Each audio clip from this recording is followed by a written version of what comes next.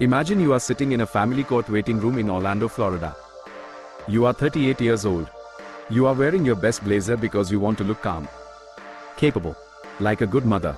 And across the room, separated by a hallway and a court officer, sits the man you were married to for 11 years. He is not looking at you. He doesn't need to. Because what he is about to do, he's already done. 3 years ago, you left him. You packed 2 bags, took your children, and drove to your sister's house at 2 in the morning. You thought that was the hardest night of your life. You were wrong. Because today, your 12-year-old son, the boy you raised, the boy you read to every night until he was 9, the boy who used to fall asleep on your shoulder in the car, is sitting in a room down the hall. And he's telling a court-appointed counselor that he is afraid of you. He says you are unstable. He says you are dangerous. He is 12 years old. And every single word coming out of his mouth belongs to someone else. How does this happen? How does a loving mother become the villain in her own children's story? And how does a man she left, a man she escaped, reach across a custody agreement, across 3 years of separation, and rewire the minds of 2 children? That is what this story is about. Stay with me. Because what happened to this woman is not rare. It is happening in family courts across the United States right now. And if you are co-parenting with someone who needs to win more than they need to parent, this story is your warning. Her name, for this story, is Rachel. We are using a different name to protect her identity, but her story, her court records, and the psychological pattern she lived through are real. Rachel grew up in a mid-sized town outside of Tampa, Florida. She was the kind of woman people described as steady. Not flashy. Not dramatic. Steady. She became a licensed physical therapist by 29. Bought her first home at 31. She coached her son's soccer team on Saturday mornings and made pancakes from scratch every Sunday. She was not naive. She was not broken before he found her. She was just open. His name, for this story, is Daniel. Daniel was charming in a way that felt earned. He didn't come on strong immediately. That's important to understand. He came on warm. He remembered details. What you ordered on your first date. Your mother's name. That you hated the smell of lavender because it reminded you of a hospital. He made Rachel feel seen in a way she had never quite felt before. They dated for 2 years. Married in 2009. Had their son, Marcus, in 2011. Their daughter, Lily, in 2014. From the outside, they looked like a success story. The house in the suburbs. The kids in good schools. The family photos at the beach every summer. But inside that house, behind the photos, behind the carefully curated life Daniel kept, something else was always happening. Something quieter. Something harder to name. Rachel would spend years trying to find the right word for it. Control is too simple. What Daniel did was more like editing. He edited her word. Slowly. Carefully. Until the version of Rachel that existed inside their marriage looked nothing like the woman she had been before. Here's what nobody tells you about narcissistic abuse. It doesn't feel like abuse at first. It feels like love. And that is exactly why it works. The first sign came before they were even married. Rachel got a promotion at her clinic. Lead therapist. A title she had worked toward for 4 years. She called Daniel from the parking lot, shaking with excitement. His response was 3 seconds of silence. Then, "That's great, babe. Just don't let it go to your head like last time." Last time. There was no last time. Rachel had never been accused of arrogance in her life. But she filed that moment away as a quirk. As him having a bad day. This is what psychologists call the minimization phase. The narcissistic partner plants a small seed of doubt. Nothing dramatic. Nothing you can point to and say, "That was abuse." Just a sentence. Just a look. Just a slight reframe of who you are, offered quietly, almost gently, until you start to wonder if maybe they're right. Over the next several years, Daniel's editing became more structured. He would casually mention to Rachel's friends that she had been really anxious lately. That she struggled with stress. That he worried about her. He said it with such genuine sounding concern. Her friends started checking in on her differently. More carefully. Like she was fragile. Rachel noticed. When she brought it up to Daniel, he looked hurt. "I was just being honest with people who care about you," he said. "I didn't know concern was a crime." And just like that, the conversation became about his feelings. Not hers. This pattern has a clinical name. It is called DARVO, deny, attack, reverse victim and offender. The person doing harm pivots so quickly into being the wounded party that the person who raised the concern ends up apologizing. Rachel apologized. She always apologized. Here is the part that matters most. This wasn't just about their marriage. Daniel was paying close attention to something else. He was watching how much Rachel loved her children. And in the mind of someone like Daniel, love is not a bond. Love is leverage. When Rachel began pulling away emotionally, around 2017-2018, Daniel shifted. He became the fun parent. Suddenly he was coaching Marcus's team, planning weekend trips, buying the kids things Rachel had said no to. At the time, Rachel thought it was personal growth. She actually felt hopeful. She did not yet understand what she was watching. She did not yet know that Daniel was not becoming a better father. He was building an alliance. Rachel left in the spring of 2020.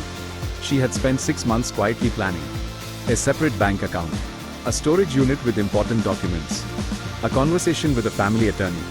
The night she left, she sat both children down and told them, in the calmest voice she could manage, that she and their dad were going to live in different homes. That both parents loved them. That nothing was their fault. Marcus was 11. Lily was 6. Marcus cried. Lily asked if she could bring her stuffed rabbit. Rachel said yes, of course. She said yes to everything that night. She was just so relieved to be leaving. What happened in the following 18 months is documented in court filings, therapist notes, and the testimony of 2 school counselors. But statistics and documents can't fully capture what it feels like to watch your child turn into a stranger. So let me walk you through it the way Rachel experienced it. The first month after separation, the kids were adjusting. No more. By month 3, Marcus started getting quiet when Rachel picked him up from Daniel's house. Not upset. Just quiet. She assumed it was the divorce. She gave him space. By month 6, Marcus was asking questions that didn't sound like a child's questions. Mom, why did you take money from Dad's account? She hadn't. Dad says you were seeing someone while you were still married. She wasn't. Dad says you always put your career first. Rachel sat with those sentences for a long time. She tried to correct them gently. She tried not to speak badly about Daniel, the way every co-parenting book and therapist had told her. She played by the rules. Daniel was not playing by the rules. Here is what narcissistic parental alienation looks like from the inside. The child doesn't come home angry. They come home with new beliefs. Beliefs that sound reasonable. Beliefs the child defends with conviction. Beliefs that were never theirs. By year 2 of the custody arrangement, Marcus, now 12, began refusing visits. Not throwing tantrums. Not crying. Refusing. Calmly. With reasons. He told his school counselor his mother made him feel unsafe. He told the court-appointed evaluator his mother was manipulative, a word a 12-year-old uses only if an adult has handed it to him. He told a family therapist he loved his father more because his father actually listened. Rachel sat in her car after that session and could not move for 45 minutes. Not because she was angry. Because she recognized the language. Those were Daniel's words. In her son's voice. That is the moment the full weight of what was happening landed on her. She hadn't just left a narcissist. She had left a narcissist who now had unsupervised access to her children's minds. And he had been working on them the entire time. Let's pause the story for a moment. Because what Daniel did has a name. It has research behind it. And understanding it, truly understanding it, is the only way to protect yourself or someone you love from it. What Rachel experienced is called parental alienation, specifically, what clinical psychologist Dr. Craig Childress describes as pathogenic parenting. Here is what that means in plain language. A psychologically healthy parent, even one who is furious at their former partner, protects the child's relationship with the other parent. Because they understand that the child's well-being comes first. A narcissistic parent cannot do that. Not because they don't love their children, but because, to a narcissist, the children are not fully separate people. They are extensions. And when you leave a narcissist, you don't just take yourself. In their mind, you take their extension, their supply, their proof of value. Dr. Jennifer Harmon at Colorado State University published research in 2018 describing parental alienation as a form of intimate partner violence, continued through the children after physical separation. Think about that. The abuse does not require physical proximity. It does not require the same home. It requires only access to the children, and a narcissist's bottomless need to remain in control. Here is the cruelest part of this psychology. The narcissist doesn't just gain a weapon. They gain a mirror. Every time the child rejects the targeted parent, the narcissist sees it as proof. Proof that they were right about you. Proof that the children agree. Proof that they still win. And the children are not evil. They are not manipulative. They are doing what every child does. They are surviving. When a child lives primarily with one parent, a parent who is emotionally volatile when the other parent is discussed, the child learns very quickly what is safe to say and what is not. They learn to mirror the parent they fear losing. They learn to repeat the language that earns comfort. Psychologists call this loyalty conflict resolution. The child doesn't choose the alienating parent because they love them more. They choose them because choosing feels safer than losing. Rachel's son Marcus was not betraying her. He was surviving his father. And Rachel, because she understood this, made one of the hardest decisions a targeted parent can make. She refused to retaliate. She kept showing up. Even when Marcus wouldn't come to the door. She sent cards. She texted on his birthday. She never stopped. Because she understood that one day, possibly years from now, Marcus would look back. And she needed him to find a record of her love everywhere he looked. The custody case ran for 3 years and 4 months. In that time, Rachel spent over $80,000 in legal fees. She changed therapists twice, not because therapy wasn't working, but because explaining the situation to someone unfamiliar with narcissistic abuse kept feeling like starting over. She lost weight she didn't have to lose. She had 2 panic attacks in grocery stores. She built a binder, 3 inches thick, of every missed visit, every strange comment from Marcus, every text, every email. Because documentation, her attorney told her, was the only language family court reliably understood. In early 2023, a new guardian ad litem was assigned to the case. This one had specific training in high-conflict custody and parental alienation dynamics. She noticed the pattern. She requested a psychological evaluation of Daniel. He refused. In family court, refusing a psychological evaluation is noted. It was noted. By late 2023, the court modified the custody arrangement. Lily, now 9, began transitioning back to shared custody. Marcus, at 14, was ordered into family therapy with a specialist in parental alienation reunification. It has been slow. Some sessions, he sits in silence. Some sessions, Rachel says, she catches a flash of the boy she raised. A joke he makes the way he used to. A look. A small thing. But she holds on to it. Rachel told her therapist recently, "I stopped waiting for my old son to come back. I decided to start knowing whoever he's becoming." That is not a small thing to say. That is a woman who has done extraordinary psychological work to survive something most people never see coming. 3 lessons. Real ones. The kind you can use. Lesson 1. If you are leaving a high-conflict partner and you share children, the custody arrangement is not the end of the relationship. It is a new arena for it. Document everything from day one. Not because you're going to war. Because you are building a record that a court can read, and a record your children can one day read too. Texts, emails, picket logs, behavioral changes. Write it down with dates. Lesson 2. When a child suddenly uses adult language about a parent, stop. My mom is manipulative. My dad is dangerous. My mom put her career first. Children do not generate these sentences independently. This is a clinical signal.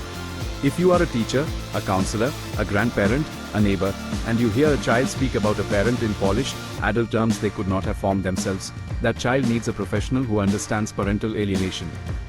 Not all therapists do. Ask specifically. Lesson 3. If you are the targeted parent, the one being pushed out, your consistency is your most powerful tool. Not the court. Not the attorney. Your consistency. Because children grow up. And when they do, many of them go looking for the parent they lost. What they find when they look will depend entirely on what you left behind. Leave well. Leave a record of showing up. Leave the truth, not as a weapon, but as a lighthouse.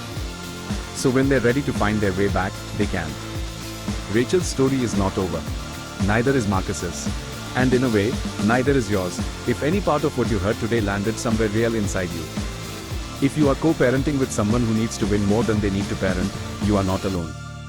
If you have watched your child look at you differently, speak about you differently, without understanding why, you are not imagining it.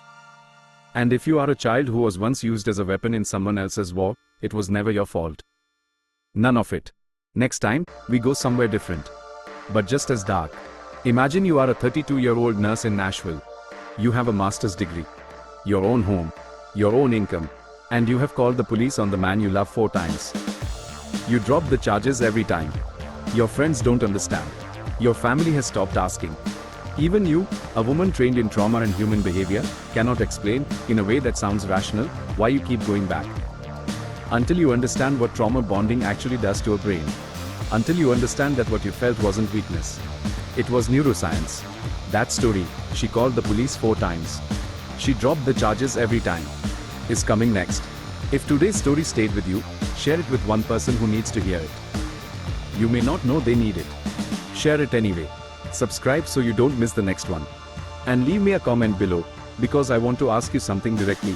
Have you ever watched someone you love use the people around them as pawns, and felt completely powerless to stop it?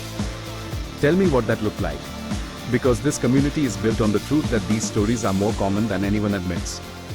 And the more we name them, the less power they hold. I'll see you in the next one.